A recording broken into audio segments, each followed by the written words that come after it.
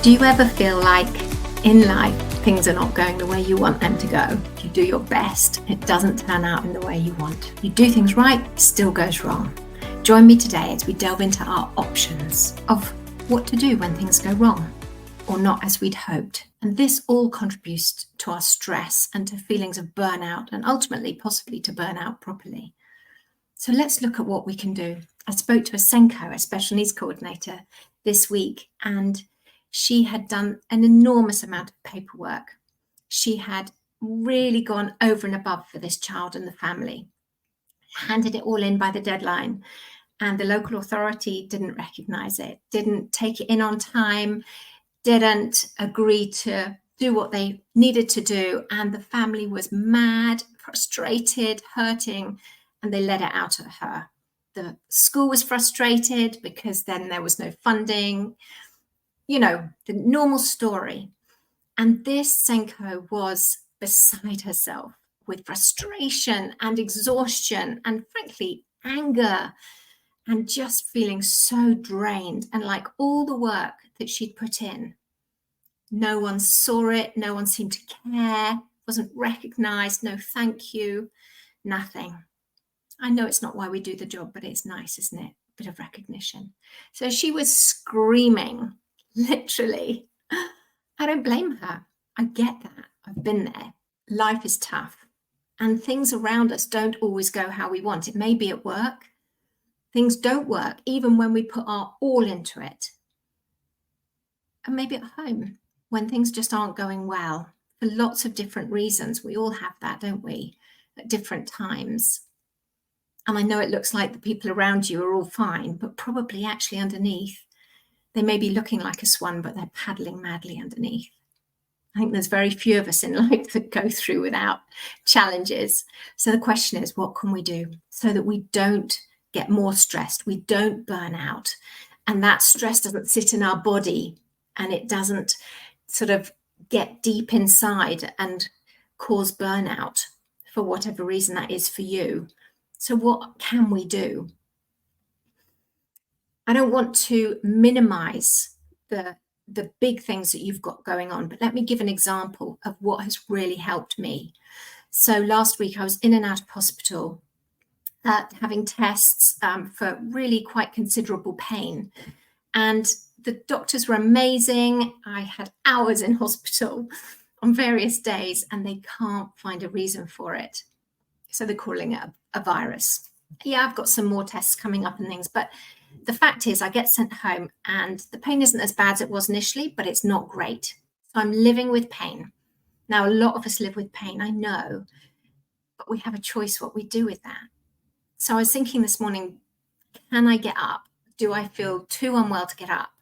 Or what would happen if I got up and tried to be proactive, tried to do something positive, tried to perhaps even give to others and see what happens. So even eating a bit of breakfast was a win for me. Yeah, getting it? I went for a very short swim. Win. I'm recording this podcast, which is my passion. Win. I spoke to a friend. Win. We have a choice of how we're going to approach the day. So even if you are really struggling with a challenge, can you slightly turn it on its head? Because if you can see some positives in your life, it's linked to gratitude. Of course it is. If you can be grateful for some things, or if you can achieve something even tiny and recognize it, internalize it and say, yes, I did it, even if it's small, it's going to help how you feel about your situation. It's going to give you strength. SENCO, her situation of people being really frustrated and letting their frustration out at her. How does she respond to that? Does she just get really angry and go, it's not my fault, I did my best? How does she respond? So we know from the research that how we respond is our own, that's on us, isn't it? How the other person responds, you don't have any say on that. Whether they're angry or understanding or crying or going in themselves, they can't speak, whatever. but you have ownership of how you respond. And research says that if you can pause for a moment and almost go outside yourself and watch yourself and think, how am I going to respond to this situation? It's very powerful. So you take a moment, you don't instantly do your instant respond, which is likely to be quite fiery, right? Or with me, I go inside myself. So respond and be the adult. Don't respond like a child. Don't respond like a victim. Don't respond like the persecutor, but respond like the adult. And what does that look like? How might that look like for you in the situation you've got at the moment where you've got a challenge? Can you think about how that might be? Interestingly, Napoleon Hill, who I have a lot of time for, he says every adversity, every failure, every heartache carries with it the seed of an equal or greater benefit. So if you think about your failures, your adversities, and your heartaches, can you see them as an opportunity to grow? Something where you learn and get better, become better, think better, respond better. We always have a choice. And in my experience, it's the people who are closer to us that can probably hurt us the most. But the question is, how are we going to respond? So we have choices, don't we? I would say we have another choice, and that is how we use our time. So even in challenging situations of ill health, of massive workload, of demands being put on us, of struggles at home, whatever your situation it is, how are you managing to bring a bit of balance? Because you are important as well. If you don't value yourself, you can't look after those around you. I've had to learn the hard way that if I don't look after me, others have to look after me, right? So if I look after me, I can look after those around me. So I used to work stupid hours in school, take work home, all that sort of thing. My children would shout, "Mum, please start looking after yourself." But I thought I was invincible. Everyone else was doing it. Why couldn't I do it? Well, I couldn't. I burnt out, didn't I? Twice, actually. And yeah, there's terrible shame attached to that. I have to deal with that. That's another choice I have. But actually, work-life balance is absolutely crucial.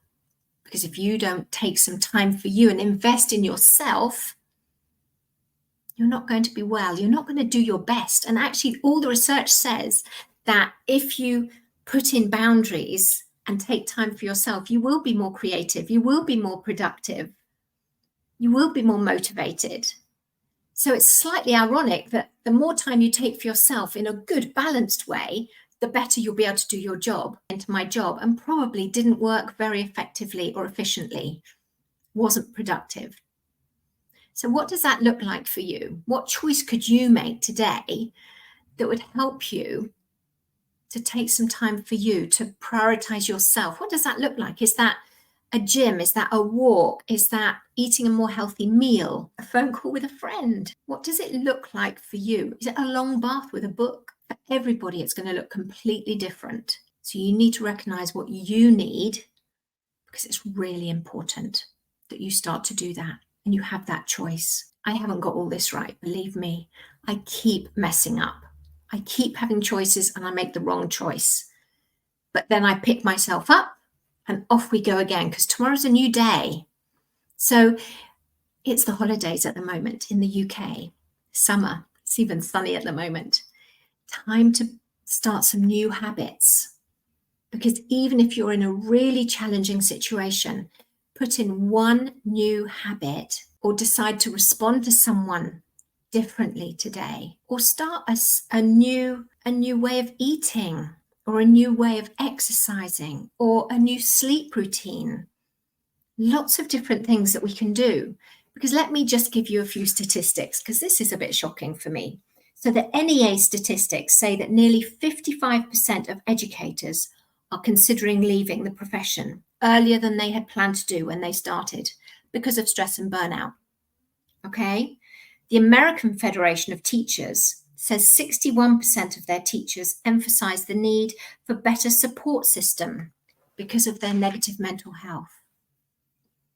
How is your support system? Here's another choice we have, right? If you're in a challenging school, you're not going to be the only one who's finding the workload difficult, the behavior difficult, the expectations difficult.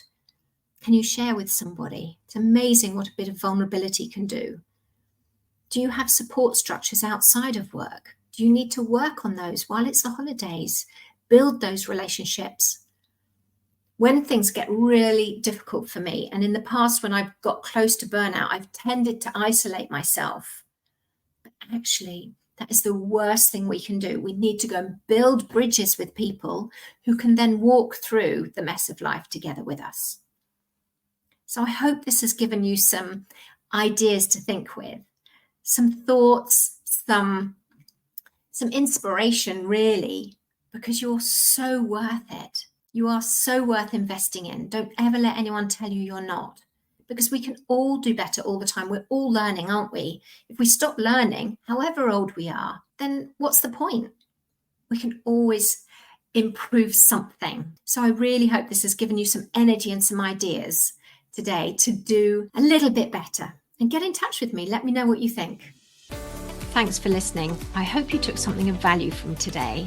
If you want to connect, I'm at rowenahicks.com, or I have a Facebook group, which is Preventing Teacher Burnout. So I look forward to connecting to you at one of those.